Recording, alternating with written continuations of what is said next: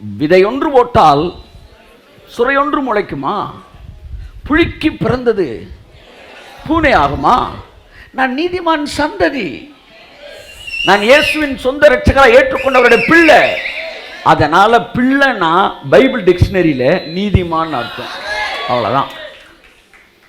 அதனால ஒருத்தன் இயேசுவை ஏற்றுக்கொண்டு பாவி என்று சொல்வானானால் அவனுடைய டோட்டல் லாஜிக்கே தப்பு. நீங்க பாவியா இருக்க முடியாது இயேசுவை சொந்த ரட்சகரை ஏற்றுக்கொண்டு பிள்ளை ஆயிட்டீங்கன்னா. இனிமே உங்க ஆக்டிவிட்டிஸ் மாறும். அதுக்காக உங்களுடைய ரியாலிட்டி சீடு மாறாது. அதில் நீதிமான் யாருன்னா பைபிள் சொல்லுது, அந்த வசனம் எனக்கு ரொம்ப பிடிச்சிருந்துச்சு. ஒரு ஆள் நீதிமானா இல்லையான்னு ஈஸியாக கண்டுபிடிக்கிறேன். எப்படின்னா நீதிமொழிகள் 14:9 வாசிங்க. மூடர் பாவத்தை குறித்து பரிகாசம் பண்ணுகிறார்கள். எல்லாரும் என்ன பாருங்க, ஒருத்தர் செஞ்ச பாவத்தை பற்றி 10 பேர் பரிகாசமாக பேசினான்னு வச்சுக்காங்க, அவன் வெள்ளை ஜிப்பாவே போட்டிருந்தாலும், அவன் ஊழியக்காரனாகவே இருந்தாலும், அவன் ஒரு துன்மார்க்கன். அந்த வசனத்தை திரும்ப வாசிங்க. மூடர் பாவத்தை குறித்து பரியாசம் பண்ணுகிறார்கள். மற்றவர்கள் பாவங்களை குறித்து பரியாசம் பண்ணுகிறவர்கள், அல்லது அந்த பாவத்துக்கு தண்டனை கொடுத்தாக வேண்டும் என்று வழக்காடுகிறவர்கள், அல்லது என்ன சார் பாவம் செஞ்சுட்டு இஷ்டத்துக்கு இப்படி பண்ணிடலாமா, அதாவது உப்பு தின்னா தண்ணி குடிக்கணும் சார் என்று பேசுகிறவர்கள் எல்லாம் நீதிமான்கள் அல்லவா? ஏன்னா பாவம் பேசுனா அவன் ஜட்ஜ்மெண்ட் பேசுவானா.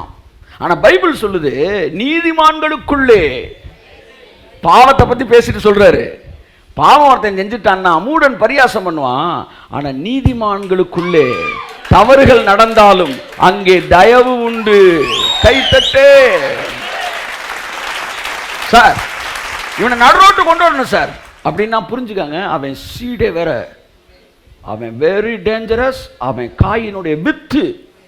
அவன் உள்ளுக்குள்ள உட்காந்து சும்மா கையை தட்டிட்டு நடிச்சிட்டு திரிகிறான். அவன் ஆளே வேற ஆளு.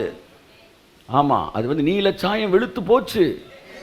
ஆமா, நீதிமான் வேஷம் கலைஞ்சு போச்சு. அவனை அசிங்கப்படுத்தி ஆகணும், அல்லது அடுத்தவர்கள் பாவத்தை ரோட்டு கொண்டு வரணும்னு சொன்னா அவன் நீதிமான் கிடையாதான். ஏன்னா நீதிமான்களுக்குள்ளே விடுங்க சார், ஏதோ தெரியாம நடந்து சார் அப்படின்னு சொன்னானா அவன் அப்பா பிள்ளை. கையத்தட்டே. பைபிள் மிக அழகாக பழைய ஏற்பாட்டில் மொதல் இங்கே வருது, புதிய ஏற்பாட்டில் நீதிமான் வார்த்தை எங்க தெரியுமா வருது? எங்க வருது? யோசேப்பு நீதிமானா இருந்தபடியால் அவளை அவமானப்படுத்த மனதில்லாமல், அவ்வளவு போதும். அதுக்கப்புறம் வாசிக்க வேணாம், தூங்கிடுங்க. அவ்வளவு போதும், இதுவே நிறைஞ்சிருச்சு. நீதிமான் யாரியா? மற்றவர்களை அவமானப்படுத்த கூடாது என்கிற மனது இருக்கிற நீதிமான். என் அன்புக்குரியவர்களே, அடுத்தவனை போட்டு பார்க்கணும், அடுத்தவன் அந்தரங்கத்தை எட்டி பார்க்கணும், அடுத்தவனை வந்து அசிங்கப்படுத்தணும் என்கிற மனதில் இருக்கிறவர்கள் உண்மைக்கு அவர்கள் வித்தை நீங்கள் சந்தேகப்பட வேண்டும். ஏனென்றால் நீதிமான்கள் பாவத்தை குறித்து பரியாசம் பண்ண மாட்டார்களாம். நீதிமான்களுக்குள்ளே தயவு உண்டு. அவன் நீதிமானாய் இருந்தபடியினால் அவளை அவமானப்படுத்த மனதில்லாமல் ரகசியமாய், சொல்லுங்க ரகசியமாய், சொல்லுங்க ரகசியமாய், மற்றவருடைய பாவங்களை ரகசியமாக ஹேண்டில் பண்ணி ரகசியமாய் திருத்துகிறவர்கள் தான் தேவனுடைய புத்திரர்களாய் இருக்கிறார்கள், நீதிமான்களாய் இருக்கிறார்கள். சோ பைபிள் நீதிமானுக்குரிய கேரக்டர் என்னன்னா அந்த ஹேண்ட்லிங்லயே சொல்லுது. இதெல்லாம் the quality of a righteous man. அப்ப நீதிமான்னா முத யார் தெரியுமா? வித்து. அந்த வித்து இருந்தா எப்பவுமே தயவு இருக்கும்.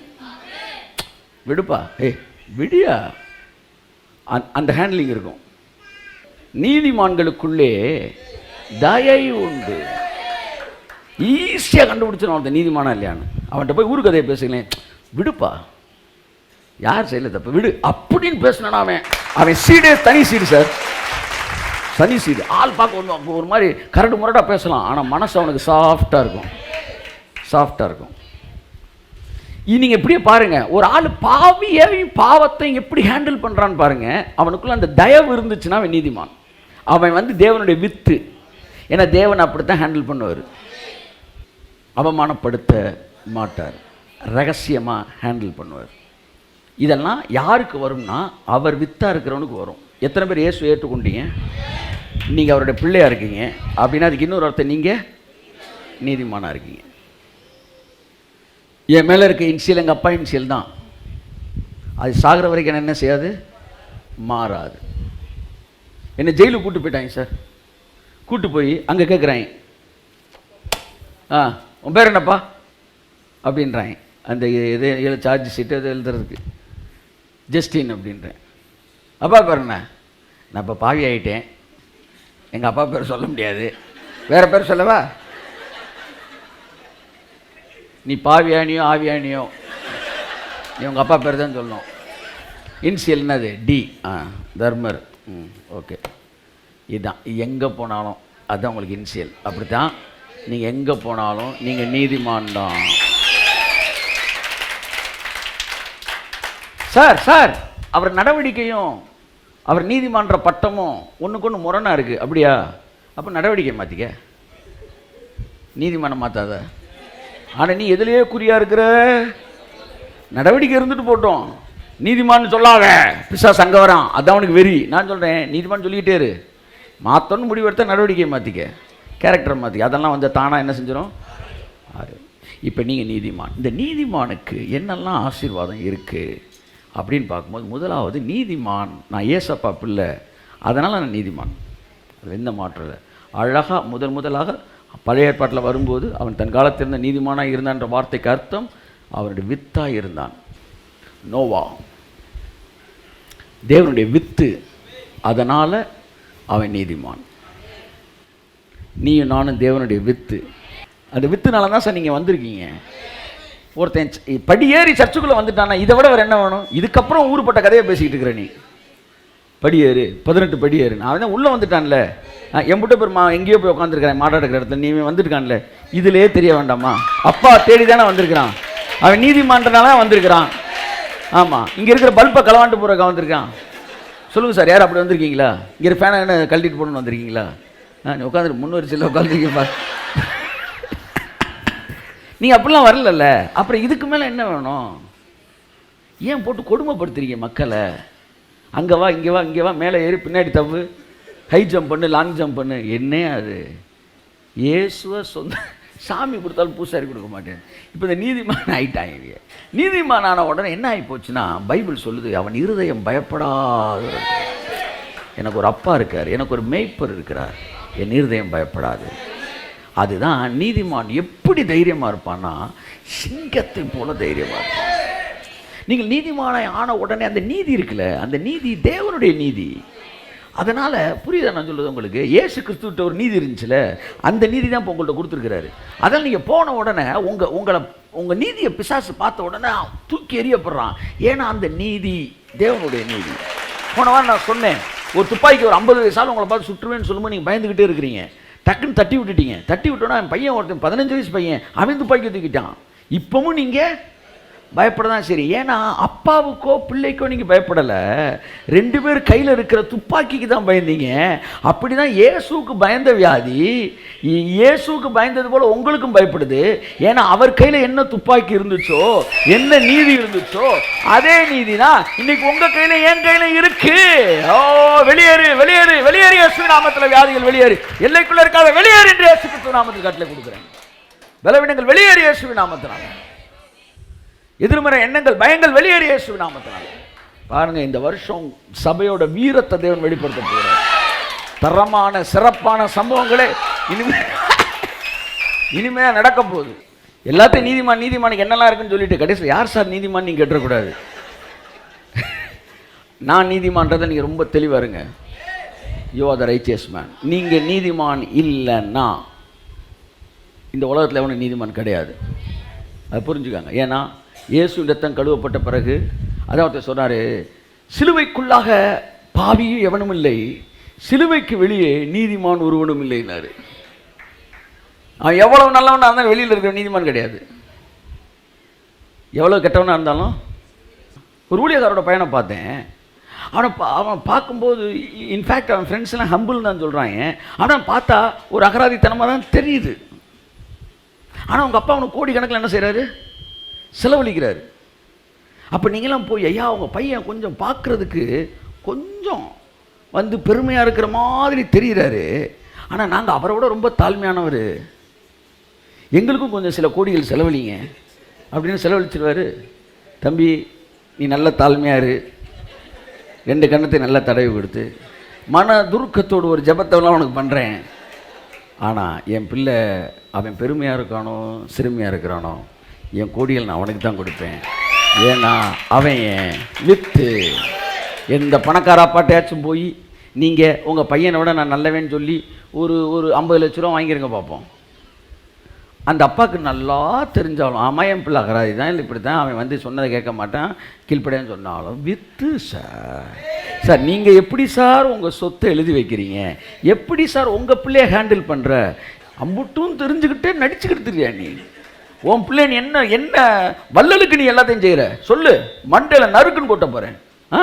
என்ன வள்ளலுக்கு அம்புட்டு எழுதி வைக்கிற நீ, எதுக்காக நீ எழுதி வைக்கிற? உன் பிள்ளை சிறந்த பயங்கரமான உன் தெருவில் இருக்கிற எல்லா பிள்ளையும் டாப்பராக இருக்கிறனாலையா, இல்லை நல்லா படிக்குது, இல்லை வந்து இருக்கிறதுல ஹேண்டா, உன் பிள்ளை எப்படி இருந்தாலும் அப்படித்தான். பொல்லாதவனாகிய நீ உன் பிள்ளைக்கு நல்ல ஈவுகளை கொடுக்க அறிந்திருக்கும் போது பரலோகத்தில் இருக்கிற பரமபிதா தன்னுடைய பிள்ளைகளுக்கு ஆமென் பக்கத்தில் இழுத்து ஒரு அடி அடிச்சு ஆமென் சொல்லுங்க. ஆமென் ஆமென் சுரு நேரட்டும். ஆமாம் இயேசு நாமத்தில் நீதிமான்ற கான்செப்ட், அந்த ஃபேக் பிக்சர், அந்த பொய்யான படம் கிறிஸ்து இயேசுவின் ரத்தத்தில் அழிக்கப்படுவதாக. It is an initial. என் நாமத்தை அவர்களுக்கு தரிப்பிப்பேன். அவருடைய இன்ஷியல் உங்களுக்கு இருக்கு, அதை யாராலும் மாற்ற முடியாது. அப்ப நீதிமான்கள் தங்களுக்கு இருக்கிற அந்த பெனிஃபிட்ஸை, தங்களுக்கு இருக்கிற அந்த ரைட்ஸை அவர்கள் கண்டுபிடிக்க அவனுடைய தைரியம் அப்படியே பயங்கரமா பெருக ஆரம்பிக்குது. அப்பத்தான் தேவன் தம் பிள்ளைகளை ராஜாக்களா பூமியில பார்க்கிறார். இந்த தேவ புத்திரர்களுக்காக சபிக்கப்பட்ட இந்த உலகம் அப்படியே ஏங்குதான். ஆதியில தேவபுத்திரர்கள் மனுஷகுமாரத்தையோட சஞ்சரிச்சிட்டாங்க. இன்னைக்கு தேவபுத்திரர்கள் இருக்கிறோம், இவனையும் மனுஷகுமாரத்தையோட சஞ்சரிக்க வைக்கிறாங்க. எப்படி? உலகத்தில் இருக்கிற மதமெல்லாம் சேர்ந்து சாமியை எப்படி கும்பிடுதோ, உலகத்தில் இருக்கிற மதம்லாம் சேர்ந்து தன் பக்தனை எப்படி சோதிக்கிறதோ அப்படியே உங்கள் இயேசுவும் சோதிக்கிறார் என்பதை இங்க தேவபுத்திரர்கள் ஏற்றுக்கொண்டுட்டீங்கன்னு வச்சுக்காங்களேன். ஹலோ, நீங்க மனுஷகுமாரத்தையோட என்ன செஞ்சிட்டீங்க? கலந்துட்டீங்க. ஆமா, அங்கே தவறு செய்த உடனே அவர்களுடைய கடவுள் அவர்களை அடிக்கிறார்.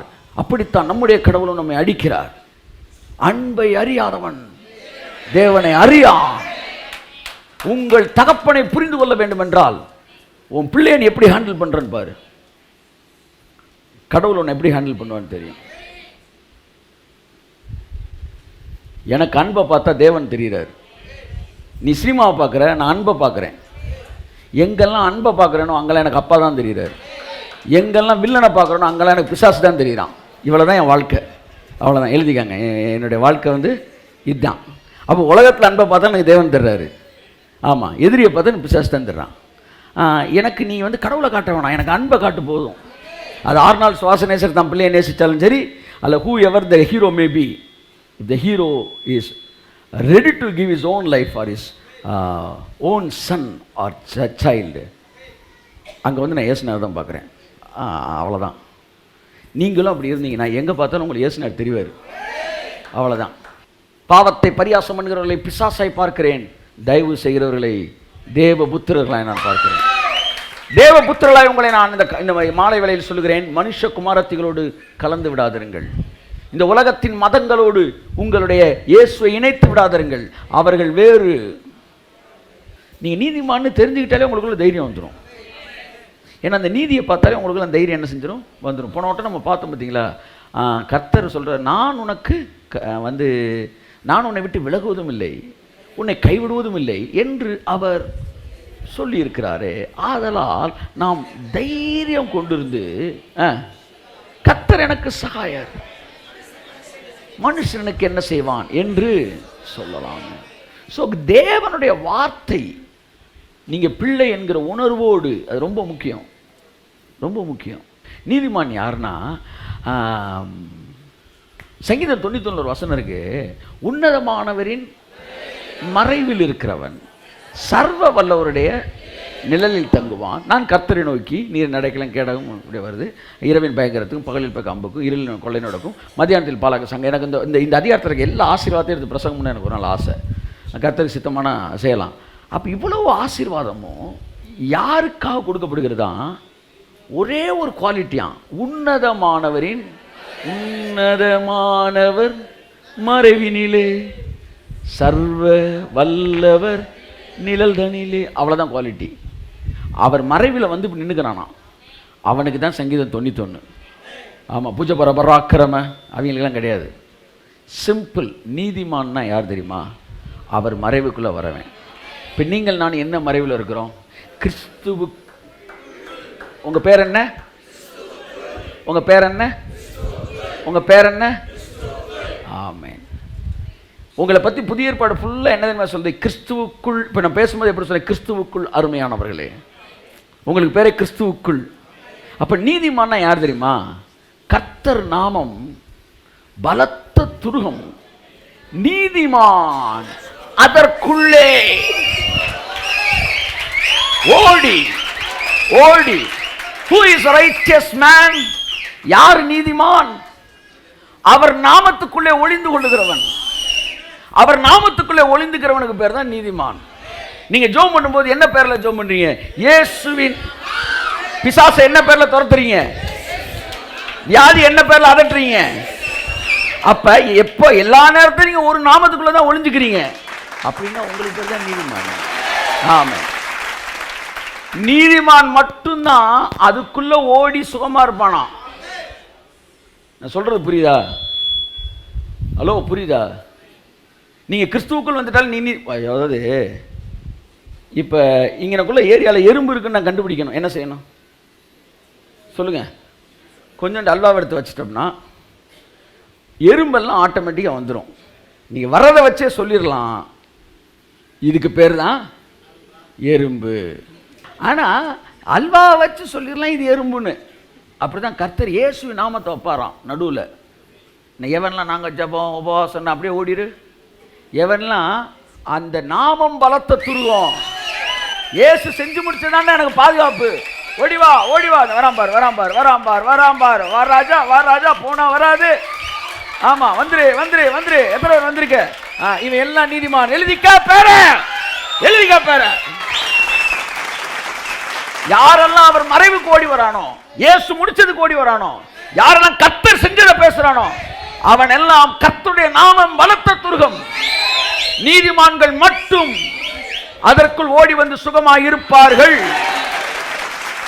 அதனாலதான் என்னால முடியாது, இயேசு முடிச்சதுல தான் வர்றேன் அப்படின்னு ஒரு பாதையை வச்சார். இது இடுக்கமான பாதை. இப்போ ஒருத்தன் கேட்டான், பிசாசும் அப்படியே வந்துட்டான்னா? ஐயா, இயேசுநாதர் தான் வந்து ரத்தத்தில் நானும் கழுவ போகிறேன் வந்துட்டான்னா, வந்துட்டான்னா திறந்த வாசல் நீ வந்துட்டான்னா அப்படின்னா கர்த்தர் சொல்ற பதில் என்ன தெரியுமா? அவன் வரமாட்டான், அவன் வரமாட்டான். உன்னதத்திற்கு ஏறுவேன், உன்னதமானவருக்கு ஒப்பாவேன் என்று சொன்னவன், இயேசுக்கு சமமாக இருக்கணும்னு நினச்சவன், இயேசுவின் நாமத்தில் நான் நீதிமானாக்கப்பட வரவே அவன் ஜட்ஜ்மெண்ட் முடிஞ்சதான் அடுத்த விஷயம். ஒருவேளை வரணும்னா நீ திறந்தே வைக்கலாம், வரமாட்டான், வரவே மாட்டான்.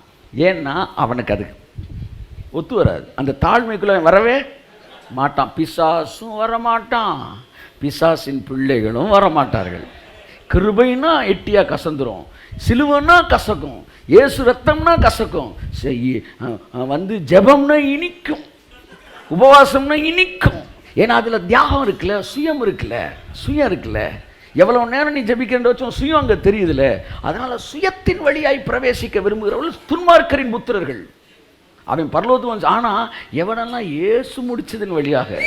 அதனால இங்கே இல்லை என்னென்ன மேட்ரு என்னதுன்னா, அது இந்த இடுக்கமான வாசல் ஏன் தெரியுமா சொல்கிறாங்க? அதில் வந்து நீங்கள் குனியணும். என்ன குனியணும் தெரியுமா? நான் இல்லை, அவர் தான். இது கேவலமாக இருக்கும்ல மனுஷன்ட்டு வந்து பார்க்குறதுக்கு. நான் தோத்துட்டேன்னு ஒத்துக்கிற கேவலமாக இருக்குல்ல. அது வந்து உங்களை தாழ்த்தணும்ல. நிமிர்ந்தவர்கள் அங்கே வரமாட்டாங்க. இனி நான் அல்ல, 23 வருடம் மிகப்பெரிய அளவில் ஊழியங்களை நான் செய்து இன்றைக்கி இருக்கிற இந்த முடிஞ்ச பர்த்டே கதை போடுவாங்க, அந்த க்ரௌடெல்லாம் கவர் பண்ணியிருப்பாங்க பாருங்கள், அப்படியே கவர் பண்ணியிருப்பாங்க. அதோட கம்பேர் பண்ணோம்னா இப்போல்லாம் இப்போ இன்விசிபிள் க்ரௌடில் இருக்கும், க்ரௌடே கிடையாது. ஆனால் அவ்வளவும் பண்ண பிறகு ஒரு நாள் என்கிட்ட சொன்னார், கர்த்தர் நீ தோத்துட்டேன்னு சொல்லுன்னார். அந்த வார்த்தை என் வாயிலேருந்து வரவே இல்லை. நான் ஜெயித்திருக்கிறேன்றேன். நீ தோத்துட்டேன்னு சொல்லு, உனக்கு பெரிய சத்தியம் உன்னை காட்ட போகிறேன், நீ தோத்துருக்கேன்னு சொல்லுன்றாரு. எனக்கு புரியல, எதுக்கு சொல்கிறாருன்னு தெரில. உடனே அவர் சொன்னோடனே, நான் சர்ச்சில் இருக்கிறேன், இன்னொரு சர்ச்சில் ஒர்ஷிப் பண்ணிக்கிட்டு இருக்கிறேன் எல்லாரோடையும் சேர்ந்து, நான் தோத்துட்டேன் ஆண்டவரே என்ன. அது தோத்துட்டேன்னு சொன்னப்போ டக்குன்னு உடஞ்சி 10 நிமிஷம் அழுகிறேன்.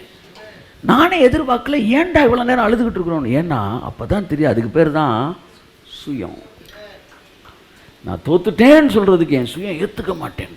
நான் ஒத்துக்கிட்ட உடனே சுயம் கதறுது. அழுதோன்னு கர்த்தர் சொன்னார், உனக்கு ஒரு மிகப்பெரிய ஒரு பாதையை உனக்கு காட்டுவேன்னாரு. கிரேஸ்ன்னு சொல்லலை. அதோட அந்த கான்வர்சேஷன் முடிஞ்சிருச்சு. அன்றைக்கி ஈவினிங் என் ஃப்ரெண்ட்ஸை பார்த்து சொல்லி இன்றைக்கி இப்படி சொல்ல சொன்னார். ஏன் சொல்ல சொன்னான்னு தெரில. ஏன்னா இடுக்கமான வாசல் கூட்டு வந்திருக்கிறார். நீ இடுக்கமான வாசல்னு ஒன்று நீ தேட்டரில் போய் டிக்கெட் எடுக்கிற கவுண்டர் நினச்சிடாத.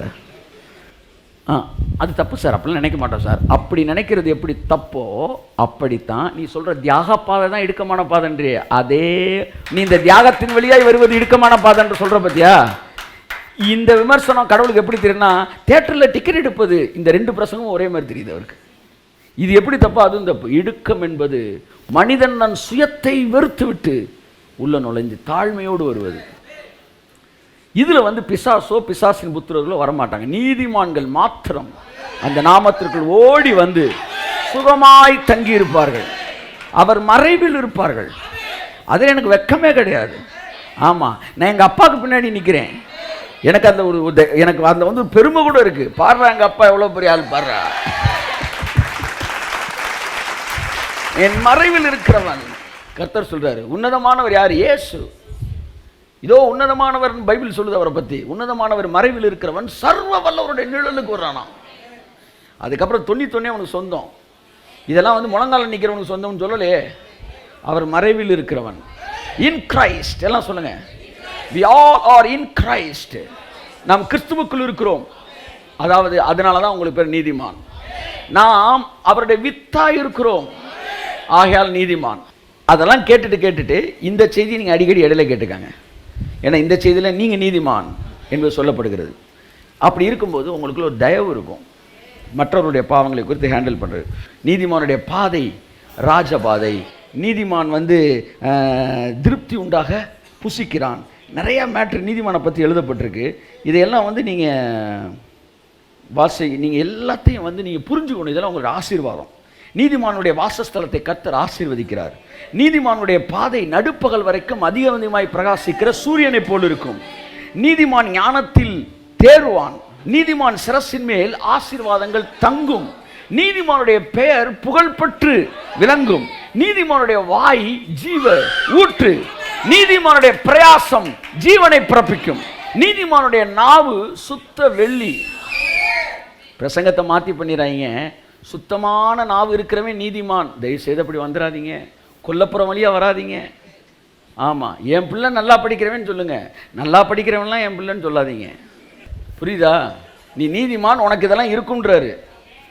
நாவு சுத்தமில்லையாக இருந்தால் நீ நீதிமான். தப்பு, பிரசங்கமே தப்பு. நீ நீதிமான்றா. அதனால உன் வாயை திறந்து என்ன சொன்னாலும் அதை சுத்தமான வெள்ளியா நடக்கும். அப்படிவா? ஆமா, வீட்டுக்கு வந்தா மெயின் கேட்டை திறந்து வா. ஏன் கிச்சன் வழியா ஏறி குதிச்சு வர? பஸ் பிரசங்கத்தை பின்னாடி இருந்து பண்ணாதீங்க. நீதிமான் விரும்புகிற காரியம் அவனுக்கு கொடுக்கப்படும். துன்மார்க்கன் கடந்து போவான், நீதிமானோ நித்திய கீர்த்தி உள்ளவன்.